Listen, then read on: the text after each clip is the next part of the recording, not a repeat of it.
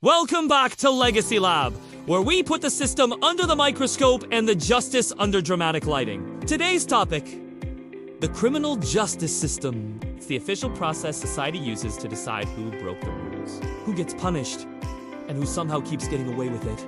Let's start with a fun fact. Most people think the justice system is a straight line. Crime, arrest, trial, prison, the end. But in reality, it's more like a maze designed by someone who really loves paperwork and has a serious power fetish. The system has three main parts: police, courts, and corrections. The police investigate and arrest. The courts decide guilt and punishment. And corrections handle prisons and probation. On paper, it's all about fairness and protection for everyone.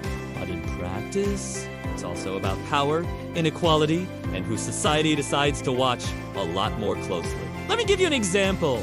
Imagine two people commit the exact same crime. One grew up wealthy with a top-tier lawyer on speed dial.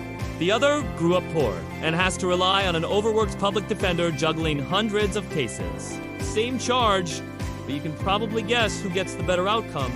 That's not a coincidence. That's the system's structure at work.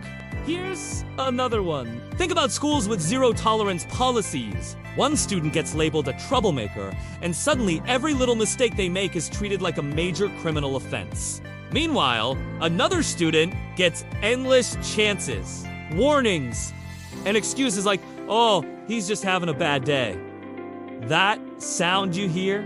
That's the school-to-prison pipeline warming up its engines. Historically, the criminal justice system has never been a neutral referee. Certain communities have always been policed more heavily, sentenced more harshly, and locked up at way higher rates. This isn't because they commit more crime. It's because they're watched more.